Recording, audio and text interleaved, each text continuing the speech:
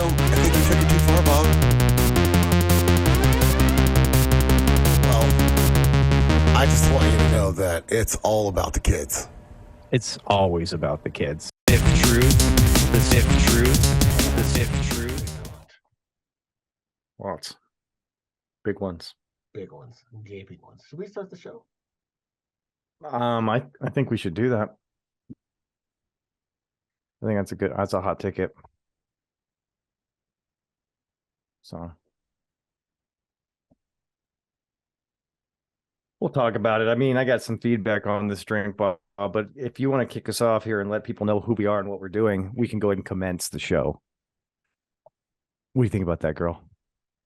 I don't know. I was thinking we could do a mystery show. I like that. I'm game. I like the role play. I know that.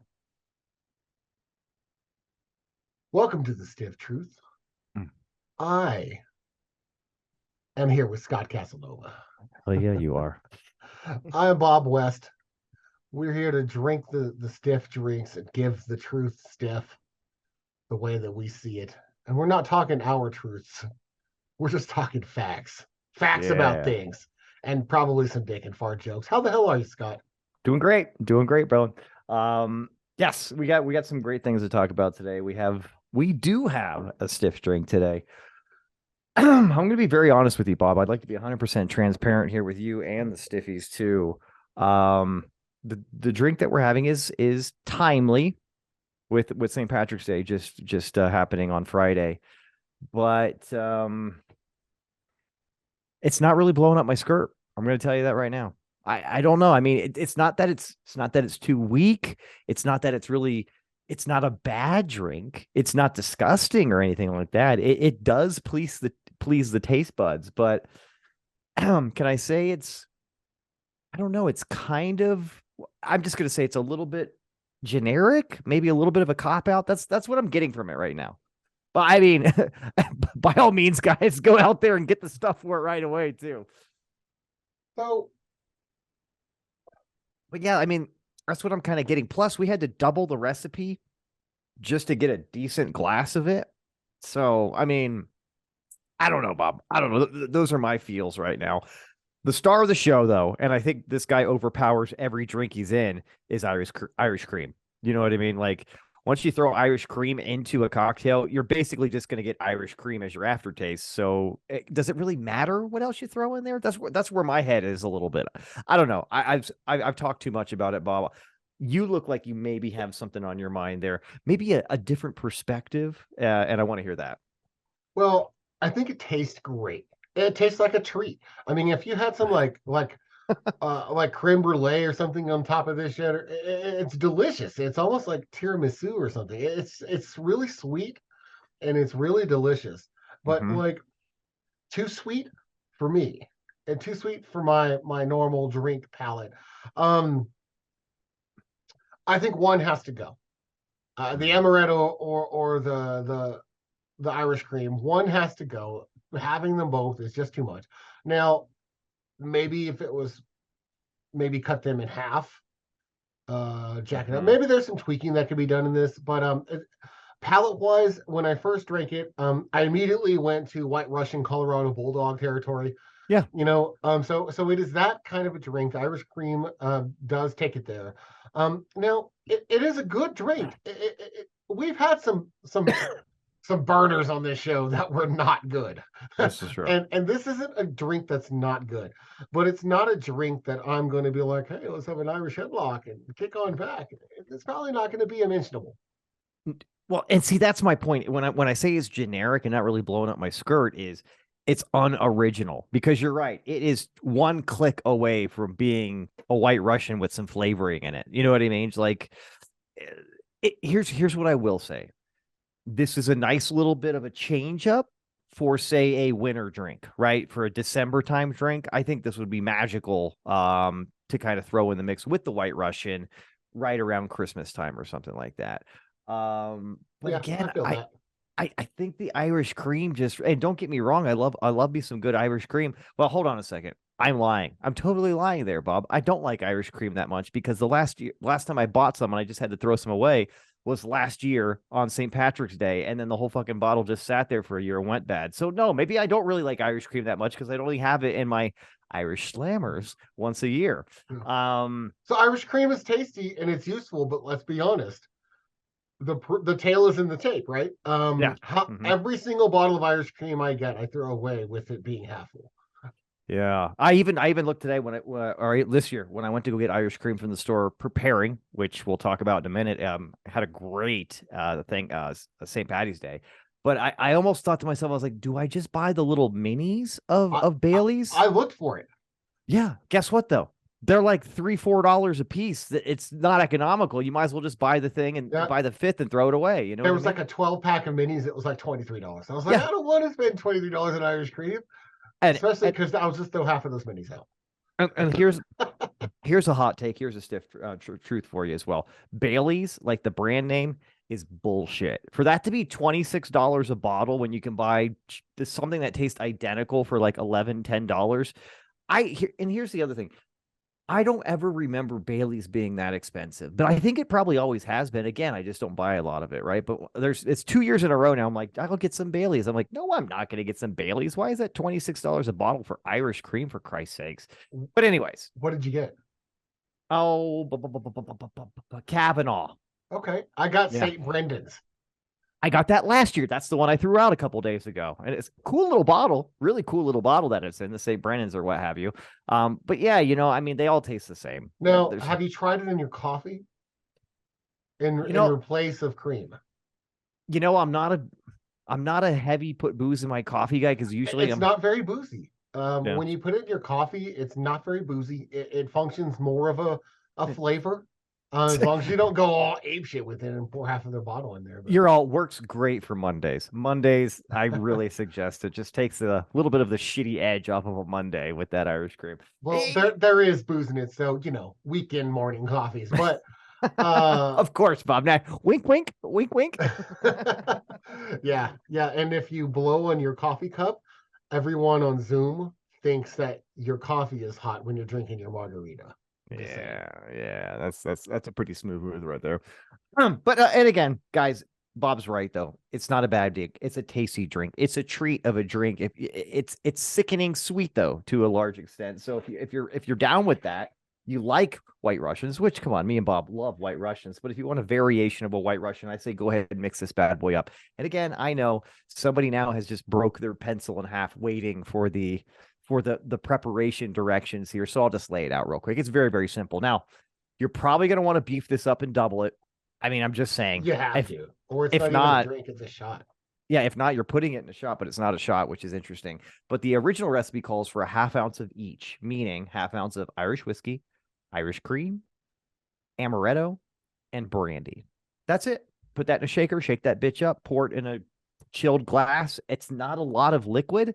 So you may want to, if you're like me and Bob and just want something substantial, and here's a full one right here. Again, this is not like for you can see for reference here. Yeah. I didn't even have to shake mine. I just sat on the podium for Michael J. Fox's Oscar speech, and it came out perfect. We haven't brought that one to the fold here in a little while. Welcome back to the show, MJ. Yes, but the Irish headlock. This is the Irish headlock here. But again, great St. Patty's Day. Good to see you again, bud. So cheers to you. Yeah, and if you're wanting something to do with that leftover Irish cream and Jameson after St. Patty's Day, this is an option. I will tell you what, though, something that I'm very proud of myself for bringing this beer to your attention. St. Patty's was great for me. Not only did I have some great corned beef and cabbage, some Irish Slammers, but as you know, I found a missing link, my favorite beer at Total Wine, which is Boddington's English Pub Ale. Now, we only got a 4-pack of it, but it was nice to be revisiting with a good old friend. You know what I mean? I know you're jelly. I am jelly, and it makes me think. When I was at Total last time, I normally check. It's that kind of tradition. I roll by and just check. And they haven't had it in so long that I stopped checking. And now I'm like, well, did I not check? And it was there. So now I've got to go by there the next time I go to Costco and give it a look-see and see if they actually have it, because I want me some Boddingtons. That's a good beer. I'm gonna say hands down, it's the best beer out there. And I know there's a lot of douchey guys with handlebar mustache that are waxing those bad boys right now. It's like, but IPAs take like These are the guys assholes. that pretend that IPA tastes good. Yeah, Yeah, I know yeah, those yeah, guys. yeah. They're Let's just everywhere, call it what it Bob. is. They're IPAs do not everywhere. taste good, and I if you say that it tastes good, you're fronting, and it's cool. Well, We've hey, and had look, there's nothing wrong with there's nothing wrong with eating ass. You know what I mean? It's a favorite pastime of a lot of folks out there. But don't try to separate IPAs from asshole because that's what they taste like. You know what I mean? In fact, I'll say this: assholes can probably taste better if they're cleaned up, if they use a bidet. You know what I mean? if I wanted to drink my beer like while sticking my face through a ragweed bush, that's an IPA. Yeah. Fantastic. That's awesome. You heard it here Anyway, first, folks. IPAs are what? Retarded. There it is, Bob. Give me and one. Give me and one. they are not stiff truth approved. They're not. No, they are not. They're really not, dude. I mean, look, I'll go with a dank beer too, because a lot of people are probably saying right now that let up ace, like, oh, these guys are pussies. They just don't like strong beers. No, wrong. I love strong Belgian beers, right? I love me a nice Duvel or a nice Delirium Tremens or something like that are like 9, 10% alcohol. Those are dank beers. I'll Love them. even get They into taste a great. double bock. Okay. Yeah, yeah, yeah. So, but again, though, if you're looking to like have that, you're right. It's kind of like the aftertaste of some IPA, especially here's what pisses me off the worst, Bob. An IPA that's like super, super bitter. It's got that nasty weedy kind of aftertaste. And then as a kicker, it's 4.2% alcohol. Those IPAs really piss me off. I'm like, look, dude, if it's gonna taste like dog shit, at least make it 7.5 or higher, right? Like, don't like make me drink nasty bullshit for what I could get more of with a Bud Light. I mean, If give I'm me a gonna break. drink something that tastes like ass, I'm gonna at least step Uh-huh. up my game and grab a barley wine and get like 14% beer going. Ooh, That way barley I wines. only need one.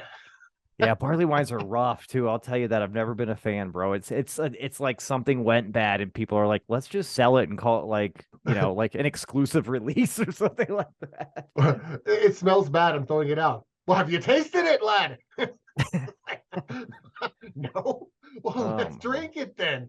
I tell you so what. so yeah, now that we've established that we are not IPA fans, and I don't think this is like gin. I don't think there's going to be a stiff truth turnaround that happens here. Mhm. I think IPAs taste like ass, and I don't think that's ever going to change.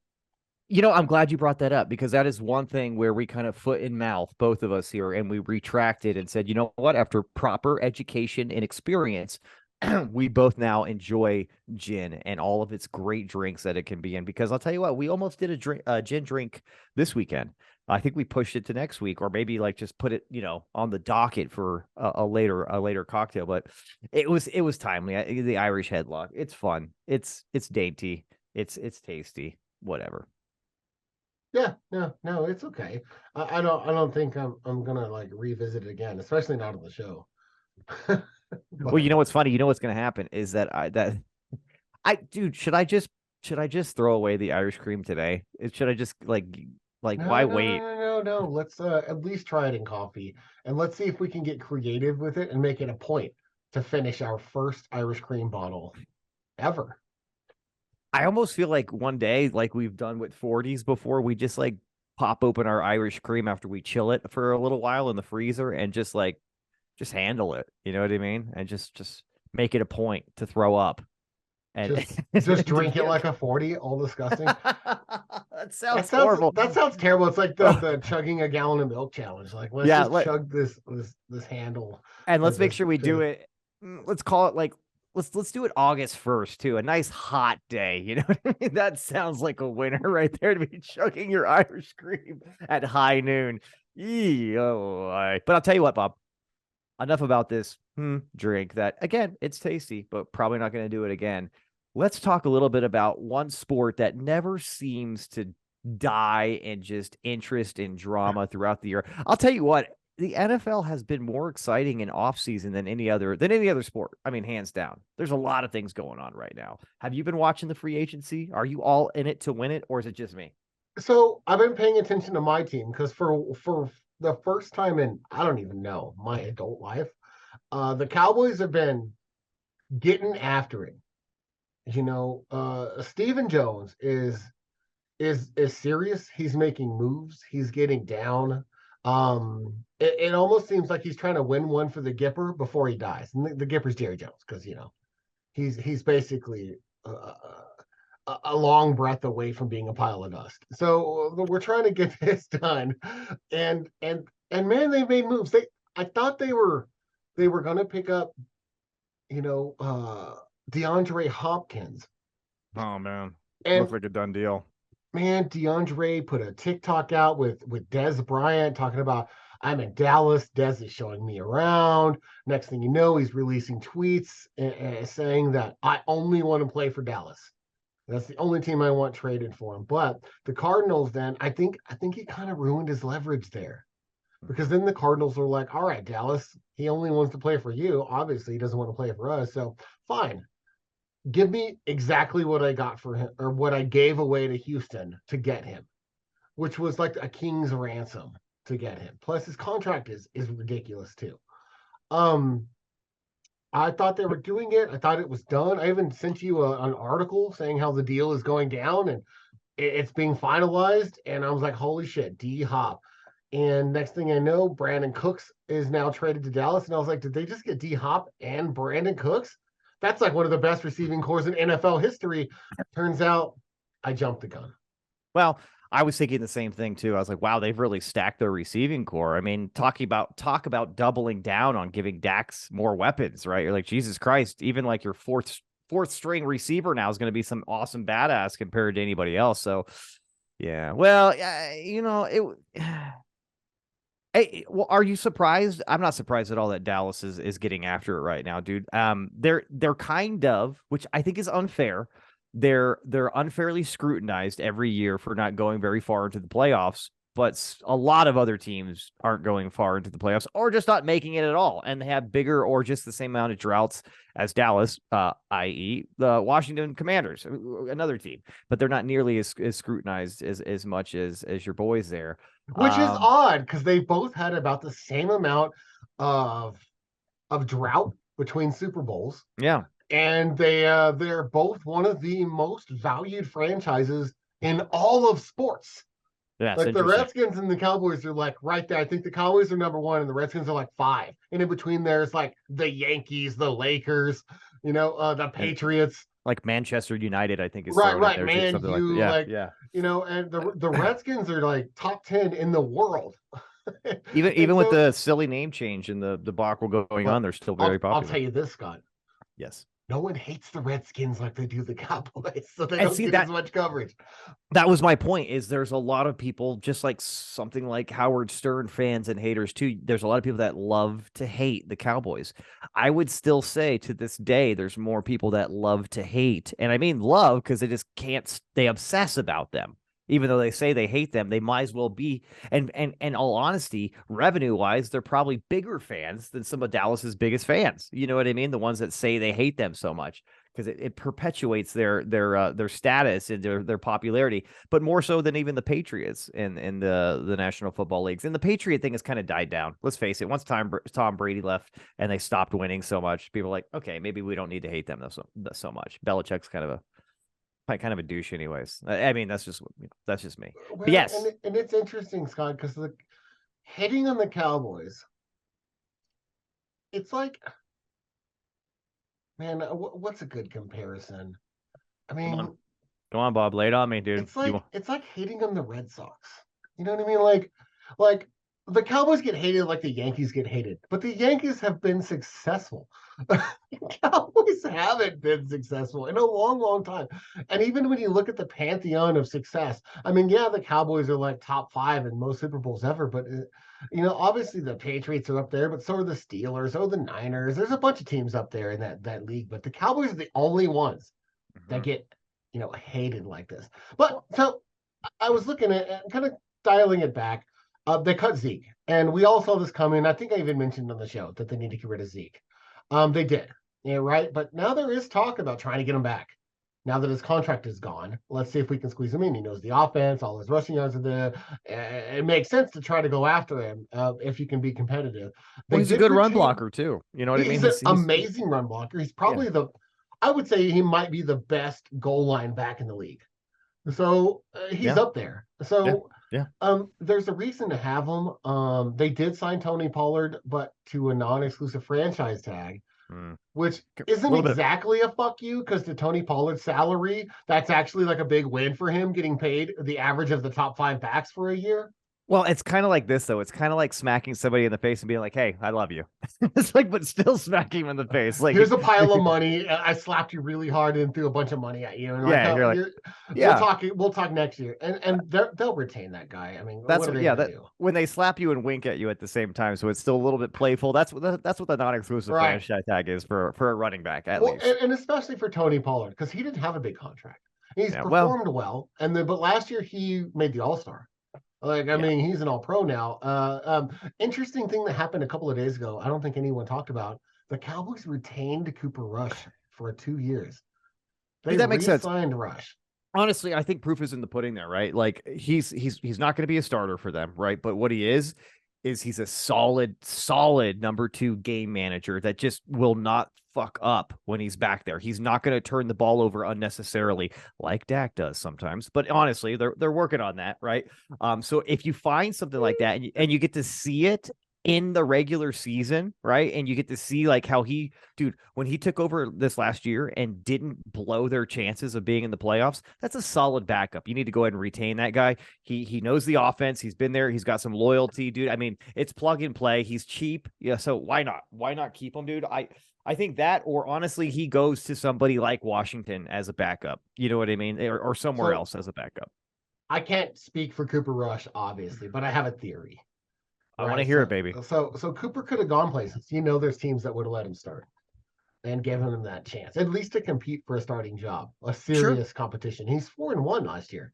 I mean, so shit. Washington's won. I mean, we're picking up Jacoby Brissett and letting him and Sam Howell battle it out for their starting job over there. I would say Jacoby's probably better than Cooper Rush, but his record's not. Here. Yeah, exactly. His record's not. His stats aren't. I mean, but I've seen Jacoby play. The eye test says, he's a better athlete, he's a better quarterback, and he makes about the same amount of decisions. Jacoby Brissett's a good quarterback and he's a good game manager. So that's not a shit deal having him on your team. Hopefully he's not the starter, but if he is, it's not the end of the world. Well, it's not like we're putting our chips in and going all in like Dallas right now. He's what I like to call a quarterback slut in the league. All right. He's been bounced around a lot of teams because nobody really wants him long term, but he's just good enough to fill in the spot if need be. He is. He's a solid NFL quarterback. So that's the most like sideways like compliment slash fucking Dak diss. is a solid NFL quarterback. So, sure. Yeah, he's probably like 8 spots above Brissett, but that 8 spot goes from 20 to 12. It's not like it's like a 10 to 2. It's anyway. So they kept Pollard, right, which is great. They got Cooks, which is great. I don't think they had to like give up the farm to get him. They restructured. Houston's going to pick up some of his deal as part of this trade. They're going to pay like $6 or $8 million or something. So the Cowboys are still going to pay him like $12 million this year. And that's great because Dak restructured his contract. They gave him a big signing bonus instead of the contract money. So they gave him $30 million back, which they had 16 or 18 over the cap. So they got a little bit to work with. Then they cut Zeke. That was another like 17 million a year or something like that. So then that gave them the rest. They had like $30 million to play with just this year to try to sign some guys. They kept Van Der Esch, which I think is good. He's a solid linebacker that knows the defense, and he's a leader from what it looks like. So, but the big thing I think is, man, they picked up Stephon fucking Gilmore. This is like, I don't know. No one has like really made a big deal out of this. I've seen a couple of articles about it, but Stephon Gilmore is like a top 3, if not top 5 cornerback in this league for like the last 7 years or so. Like Stephon Gilmore is a lockdown island cornerback. And now you're going to put him against a little bit more of a risk taker in Trayvon Diggs. That he likes to go after balls. He'll come off of a guy and try to make picks. He's a real go-getter when it comes to balls. We appreciate that. My kind of guy. I'll tell you what. So when you pick up a Stephon Gilmore, and I looked at the stats and where the cornerbacks were ranked last year, number 1 was the rookie, Sauce Gardner. He was the number one ranked corner last year, and that's impressive as fuck for a rookie. God damn. By the way, one of the coolest fucking names in the business, dude. I mean, I don't know what it is. And honestly, you take him out of like the football environment, and it was like my name's Sauce, and be like, that's a weird name. But for some reason, like Sauce Gardner as a football player, I'm just like, that's a boss right there. I really appreciate that. It adds to his superhero-dom, so to speak. You know what I mean? Yeah. I like it. That kid is a lockdown corner, and he Mhm. didn't get a lot of picks. That's because they didn't throw it to him a lot. Because what he did was he averaged like the lowest passes against in the league. Yeah. Because when they did throw it to him, it didn't happen. He just locked everyone down. But that says a lot, as opposed to like his competition, like Jalen Ramsey, who they throw it to all the time now because he's the kind best of a little bit over cornerbacks the have hump. no stats because you'll game plan around wherever side of the field he's at. That's gone, and you work with what's left, right? Yeah. And that's kind of Sauce Gardner already. That dude's incredible. So hopefully he keeps it up. But Stephon Gilmore actually ranked third. Yeah. At 32 years old, third. And in 2019, he was a Defensive Player of the Year as a cornerback. So that's good. That was not that long ago. So I think Stephon Gilmore is a huge pickup for that secondary. They retain their safety. They have Trayvon Diggs. They kept their linebacker. I wish they would have added to the line on the defensive side, but they didn't. But they did retain their line on offense. So we'll see. It's seemingly, I don't know. My whole theory going back to Cooper Rush is it seems like they're going all in for Dak. All right, Dak, we're going to get you all the fucking help that money can buy. We're going all in, similar to the Rams did a few years back. This is very similar. They're throwing everything at it, sliding all their chips to the center of the table here, spending all the money, trying to put a Hall of Fame team together and seeing what's what. And then I think Cooper Rush is like, cool. So if Dak sucks ass this year and they pull him, I get to work with a badass receiving core and try to earn that job.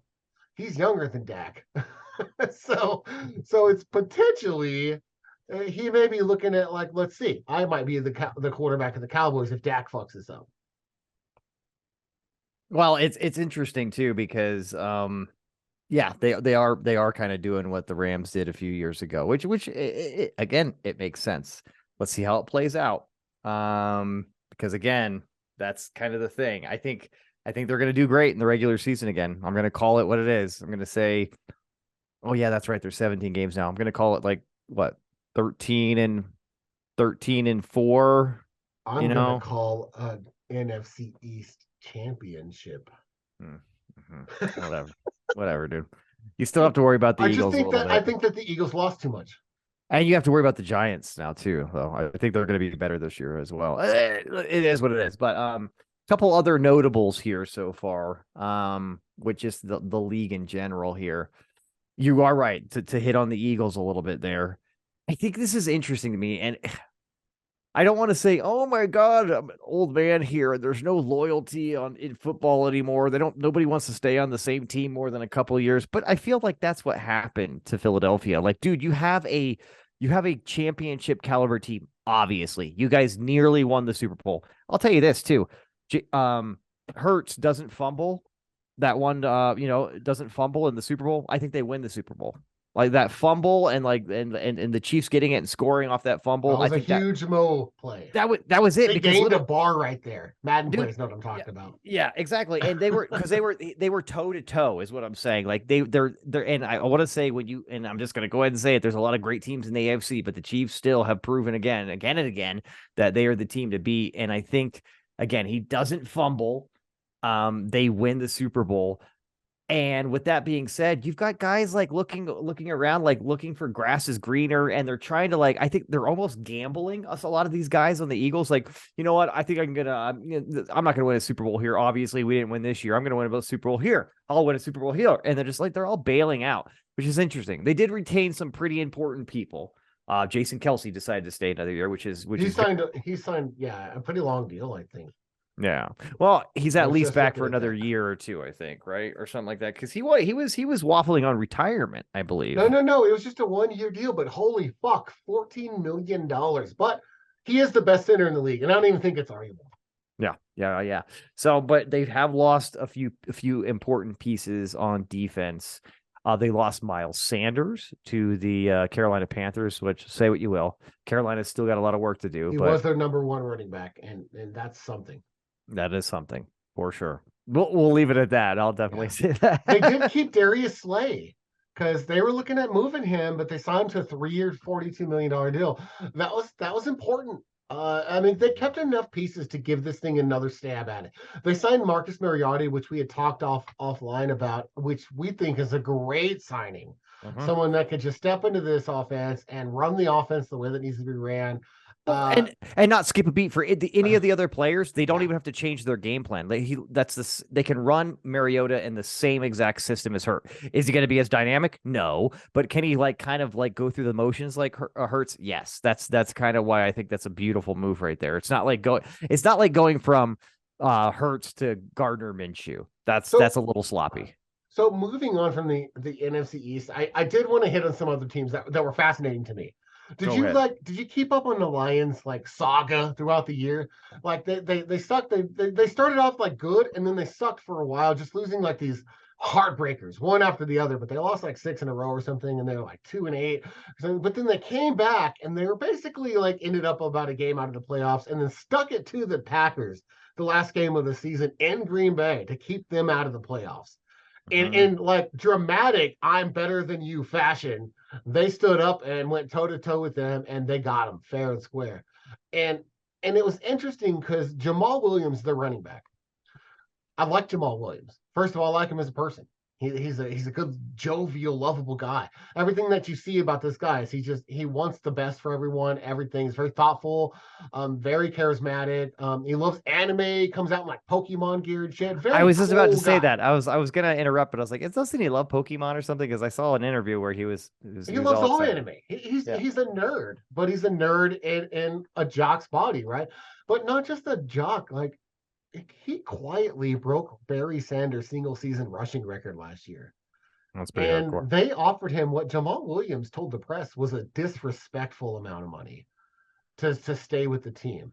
And he turned it down. They traded him to the Saints, which, holy shit, the Saints have the best backfield in the NFL, and I don't even think that's horrible. With him and Chimera, for sure, 100%. It's ridiculous what the Saints have going on right now.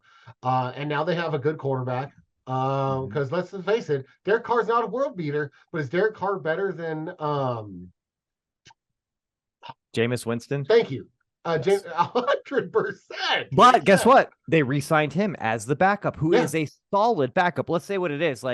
He's kind of a sad story, being so high in the draft when he came in the league or whatever. But Jameis Winston's a solid backup, not a starter. And being drafted number 1 is not his fault. He is what he is. Yeah. You know what I mean? He's not a number 1 pick, and that's okay. He didn't choose to go number 1. Somebody else did. So that's fine. And for a backup, he knows the offense. It's great for them. But now they got Jamal Williams. They've been making deals. It looks like they're going to be coming into the season pretty healthy. I think the Saints are in line to win that division down there, with Carolina coming in second. Yeah, and it makes sense. I think the Bucs are going to be hugging the bottom. I even think the Falcons are going to have a better year this year. That's just me. I mean, the Falcons have great pieces in place, except for quarterback. And honestly, I think the Bucs are in a worse spot. They're an aging team that doesn't have a lot of youth, and now they just lost their Hall of Fame quarterback. So, I mean, we'll see what happens there. And they're going to see what they did. That's why they brought in Baker Mayfield for 1 year. But it's what are you going to do for a year? Let's just see what we have and evaluate. This is their evaluation year to decide if they're going to tank and start looking for draft picks or not. Are you going to be Baker Mayfield of Cleveland and Carolina, or Baker Mayfield of the last game of the Rams? Because there's 2 dramatic different Baker Mayfields. I'm guessing you're going to see the Rams guy. I think he's starting to get it. I think he's fighting for his life though too. He's another guy, very high, lot of noise about this kid coming out of college, and he kind of just went and puttered out. And he's actually, I think he's willing himself to be a better player mentally, which is good. It's great. It's good for us. I mean, I don't have anything against the kid. I think it's great. I want to move on. We've talked a lot about the free agency, and I don't want to consume the show with the NFL. But I do want to hit on this. Good for you. It's crossed my mind, and I want to talk about it. And I don't think we've talked about it on this show, and I don't think we've talked about it personally. Yeah, you always love these surprises. man, the XFL, they might have something there. And have you seen AJ McCarron tearing shit up? I've seen So nothing about XFL. so I'm so gonna fall flat on you for a minute, I think, because A- I just haven't watched anything. AJ McCarron could have gone. He's a backup. He's a journeyman backup at this point, right? I Mhm. mean, he was drafted pretty high. He won a couple of national championships. Has a stunning wife that Brett Musburger made a fool of himself about once during the national championship game. But beyond that, AJ McCarron, he's kind of a backup journeyman. He decided to go to the NFL because he said, I have a 6-year-old and I have 2 kids now. Good on you, AJ. But my kids wanted to see me play, and I'm just gonna like make money in the NFL. I can go to the XFL. He's like, I have money, like more money than I need to retire. He's like, I'm gonna go to the XFL and I'm gonna play, so my kids can watch me play. He took a $60,000 a year contract to go be a starting quarterback in the XFL over a several $1 million a year backup job just to play. And I respect the shit out of that because honestly, he's got several million in the bank, which any of us, if we had that, would probably retire today. Mhm. Right. So Sure. so I think he acknowledges that, which puts him in like the perspective of like a normal person, which I love, right? And then he just wanted to celebrate. He has dropped some dimes in the XFL. He's had comebacks. He's playing like a beast. He's playing like he's going to end up back in the NFL, to be honest. He's probably the best quarterback in the XFL right now, and he's winning games and exciting comebacks. And then his kids come on the field and celebrate with him, and it's just like that's what he said it was all about. And look at this guy, love it. That is what it's all about. So I just wanted to hit on that. Well, that's interesting too, because a part of me that wants to snicker and poke fun or whatever, say like, yeah, being the best, quarterback in the XFL is like being, again, holding the gold medal in the Special Olympics. Hey, But hey, hey! I gotta say, Kurt Warner was the best quarterback in the CFL.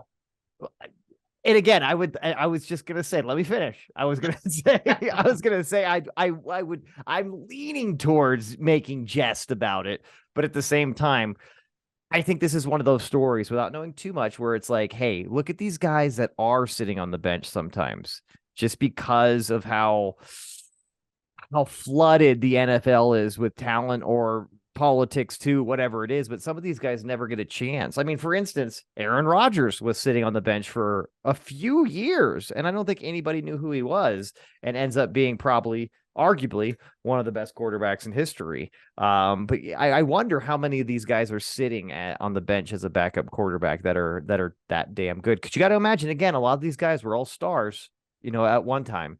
So how many of them are subpar, and how many of them are just guys that are they're sitting there like dormant volcanoes. You know what I mean?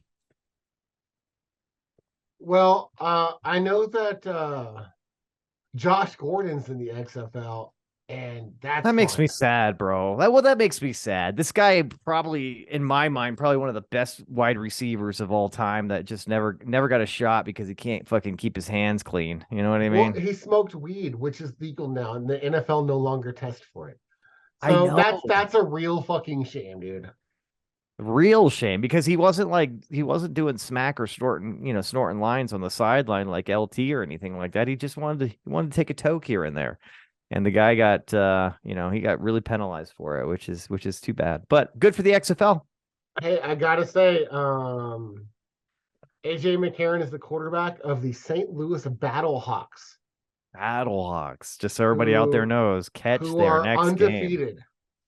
Undefeated Battlehawks. Well, if I was a Battlehawk too, I would imagine I'd be undefeated as well. So that makes sense. I don't know, but if we lived in the same town and we had an XFL team, would be having several beers at those games because they'd be Several. affordable. We'd I'll have a tell you great what, time we'd have several before the game started. I'll because tell we you that can't right go to the now. Broncos game because it costs it's like a family vacation just to go to the Bronco game one time.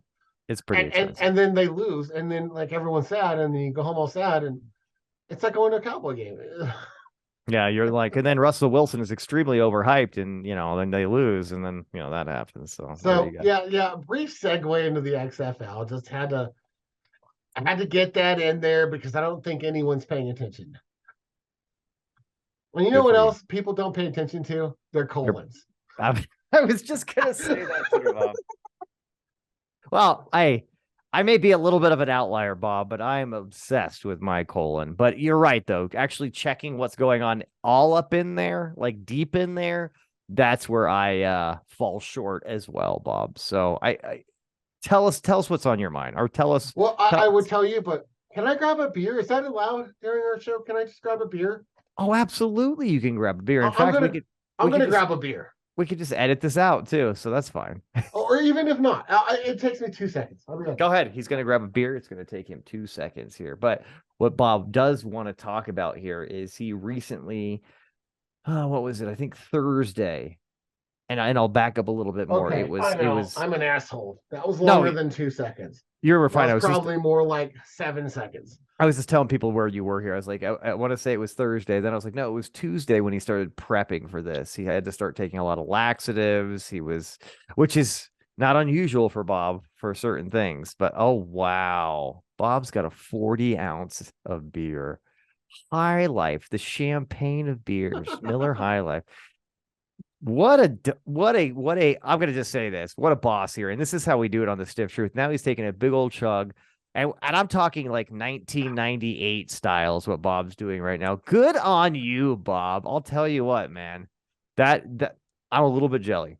I am a little bit jelly. I'm feeling it today. You know, I picked up a 40 and a quart of Foster's the other day and was feeling nostalgic. Let's stop there real quick and let's just kind of expand on that. When you say you're feeling it here, because this is something both of us don't do much. What inspired you to say, you know what, it's not going to cut it today? Like a glass of whiskey, you know, a high-end beer or whatever, it's not going to cut it. I'm going to go get myself a plentiful amount of malt liquor because that's what I'm really feeling right now. I mean, because again, we had done this. I want to say it was about a year and a half ago, right, when we had 40s on the show.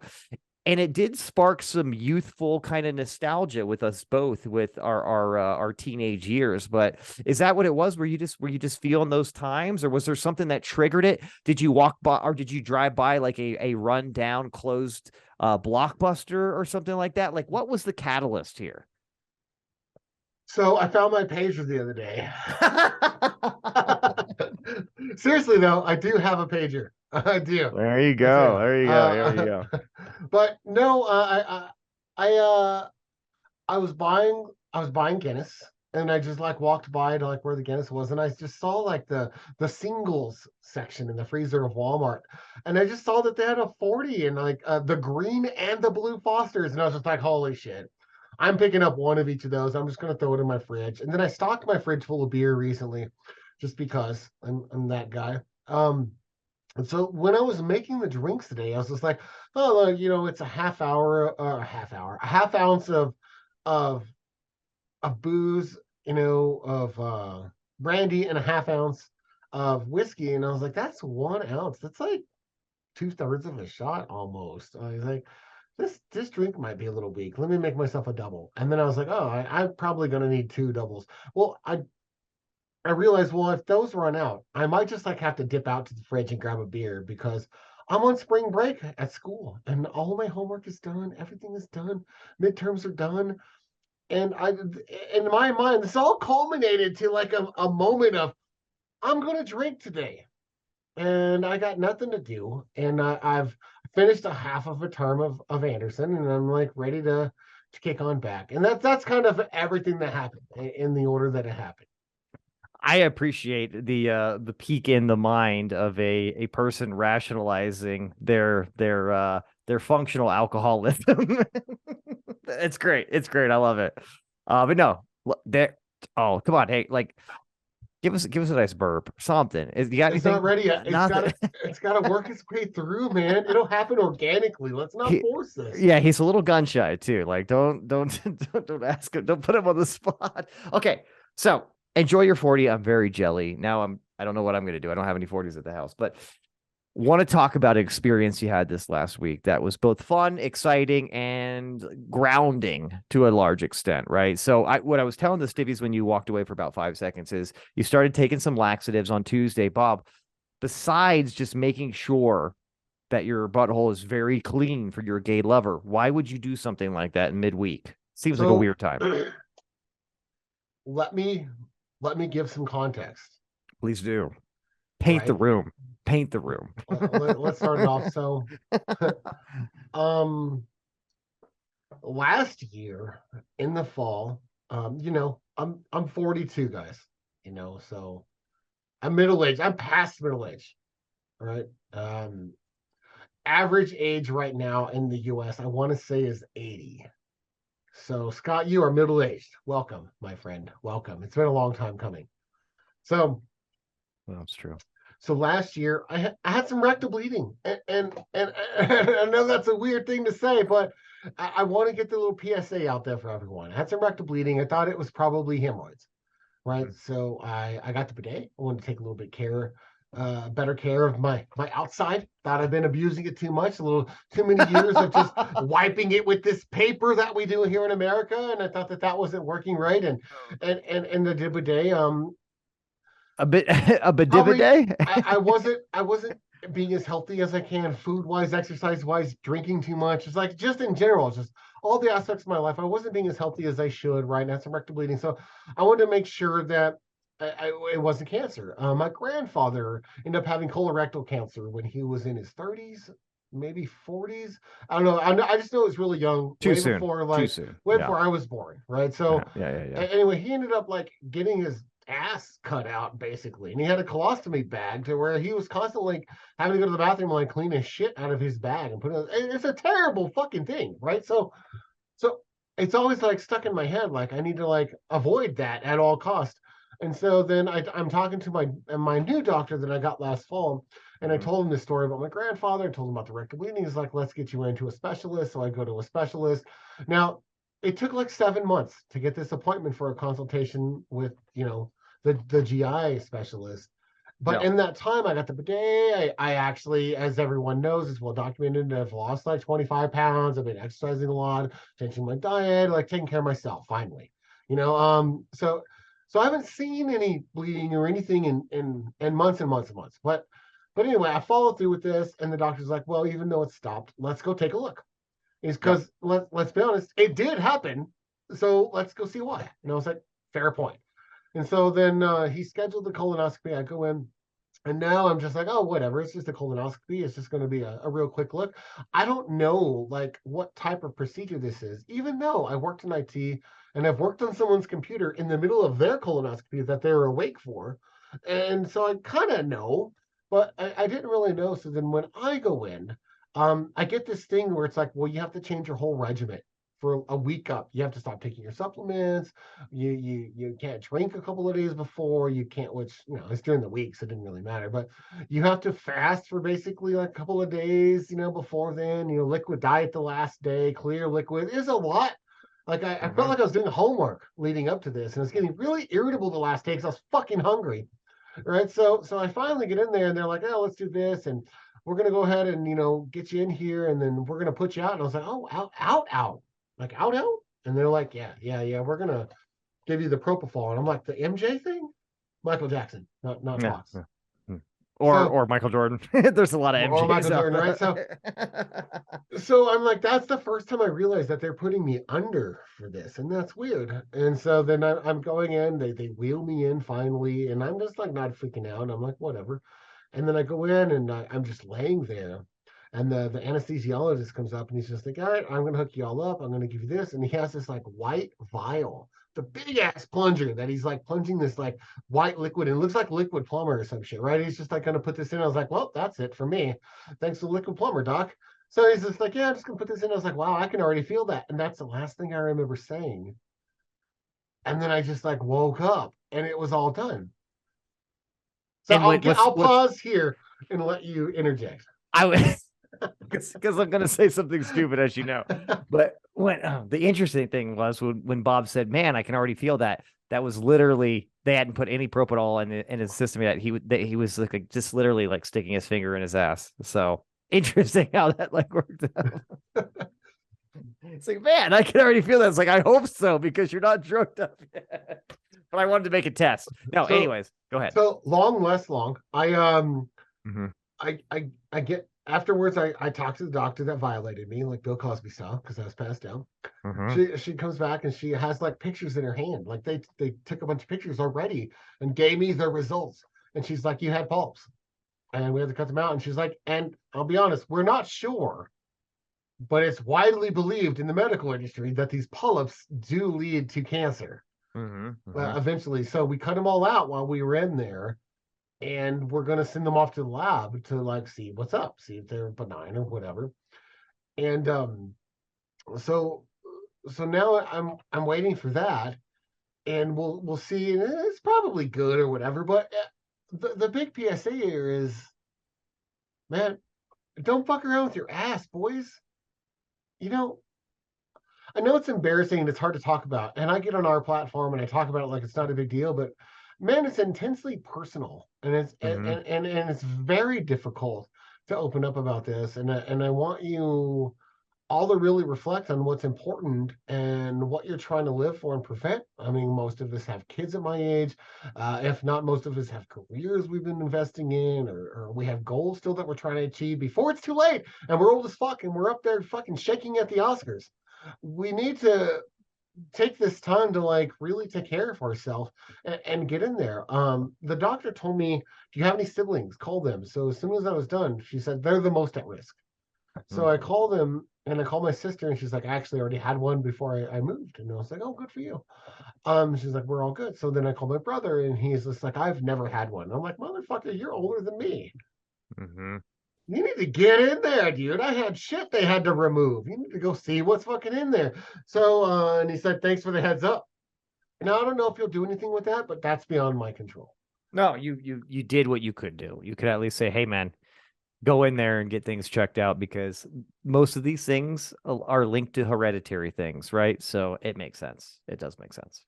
Yeah, and I just told him, I was like, "Hey, man, I don't know. I just want to tell you what the doctor told me, and she said to give you a heads up because siblings are the most at risk, so you need to go make sure that you're good." The doctor also told me too to stop getting pounded in the ass so much more. Does that relate to you too? Is that no, it's just me. Well, the doctor also said it's the weirdest thing, but as I was like looking, you had a huge erection. Totally normal. Yeah, if you're gay. You're in fact actually that's so bottom line is,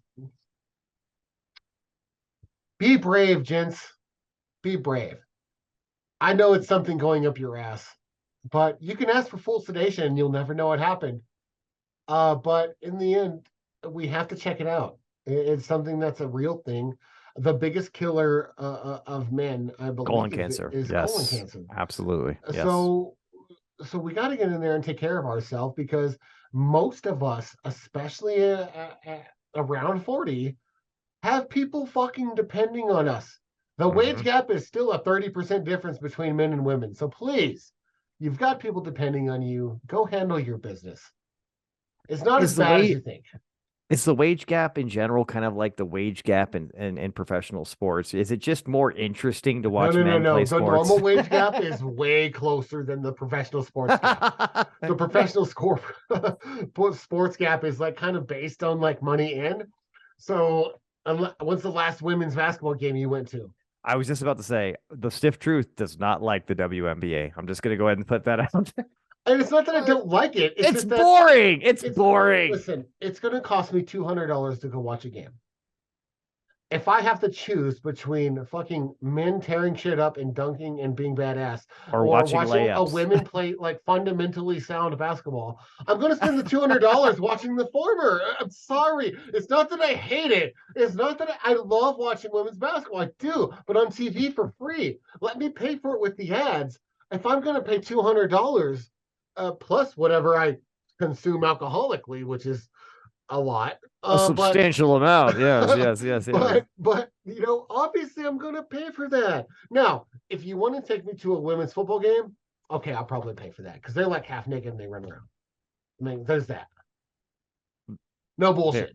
Very credible. Very credible. Always just well, no, I appreciate the PSA too, Bob, because it's very important. It got me thinking too. I was like, well, I'm only 40, but at the same time, there is history of cancer in my family too. I don't know if it's rectal or colon cancer. I don't think it is, but nonetheless, You know what I mean? Nonetheless, I can always be the first one. And I do like being first in a lot of things, but I think it's good to be a little bit proactive and check things out sooner than later. Plus, I'm I'm okay with a scope up my ass. I kind of like it. And Scott, man,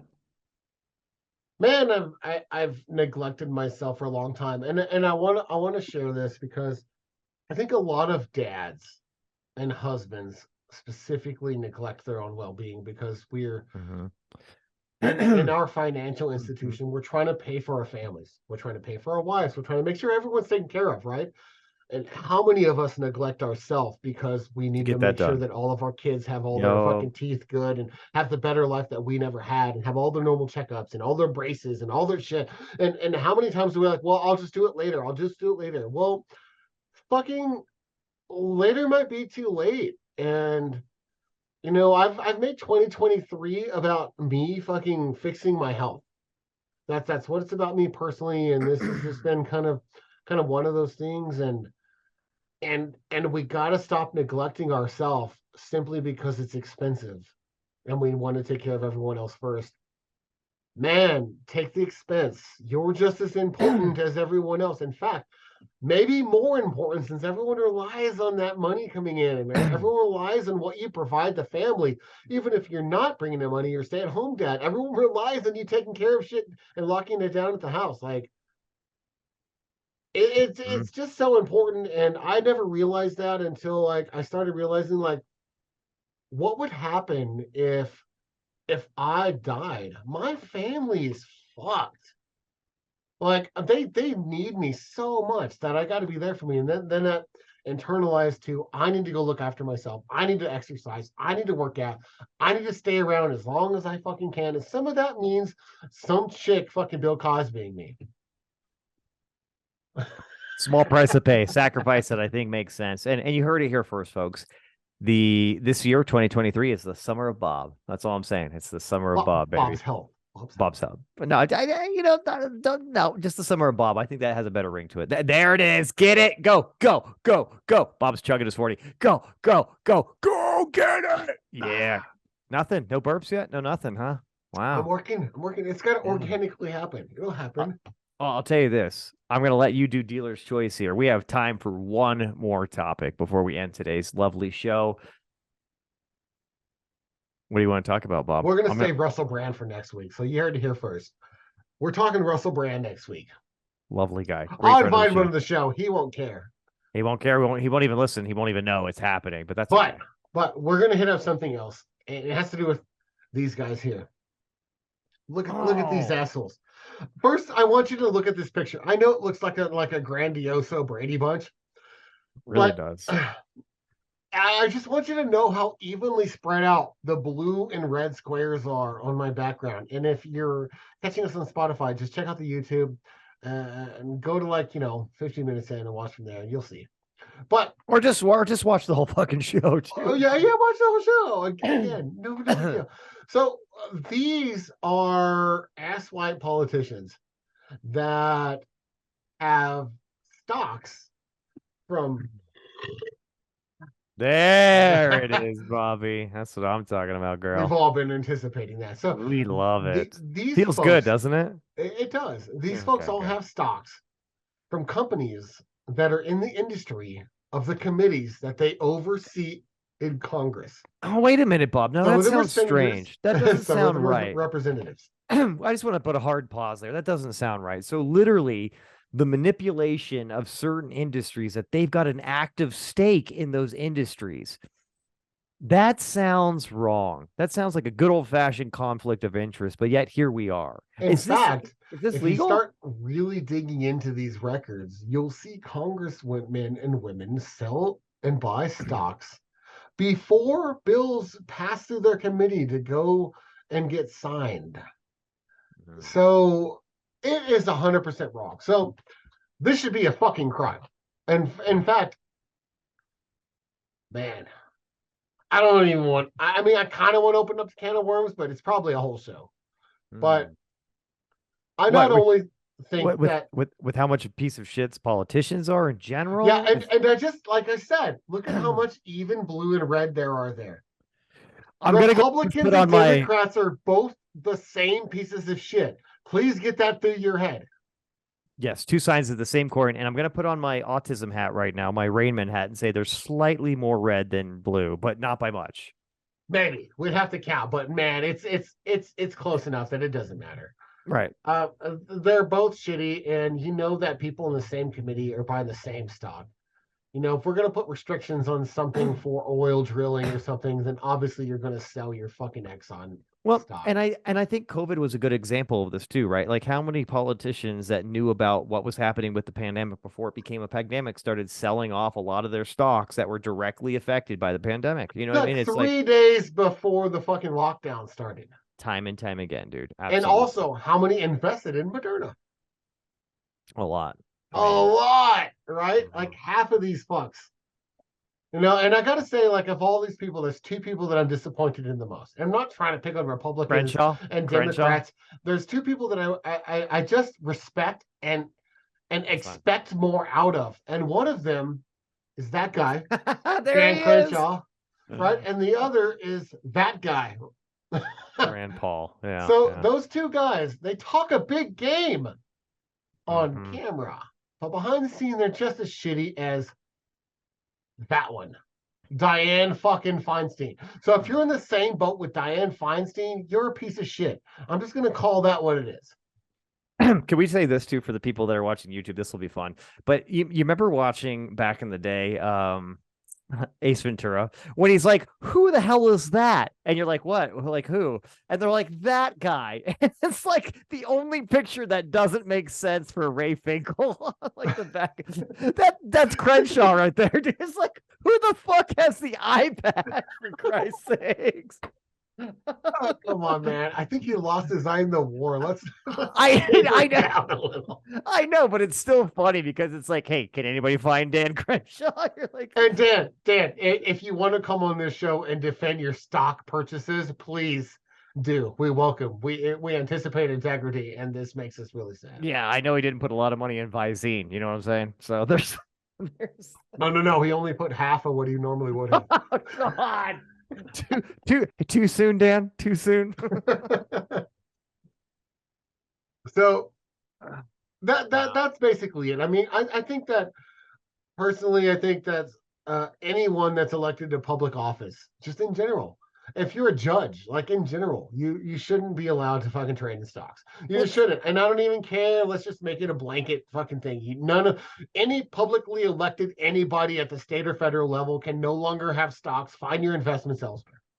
Yeah, I think it's interesting that it's not already a thing. You know, people complain about corruption and stuff like that all the time with politicians. In fact, politicians, they have just as negative a negative connotation as like used car salesmen, maybe worse. You know what I mean? Or the ultimate like used car fucking, salesman, like criminals, dude. Like, yeah, 100%. And here we are going to let them own as much stock as they want within companies and industries that they oversee and can directly influence and manipulate their paths in these committees that they're in. It just seems like a no-brainer, but yet here we are, where we thought it made sense to talk and it about is a no-brainer in many democracies across the world. Mm-hmm. So that's this, and like the other side of this money coin of corruption is campaign finance. Like, this is the whole thing that we just shouldn't allow politicians to have outside money in any way. And if they're going to be able to buy stocks, then that can be manipulated to get their outside money through stocks. We just shouldn't allow them to have outside money. These guys make good money. They make good money. Average salary for a congressman is like $200K, a little under.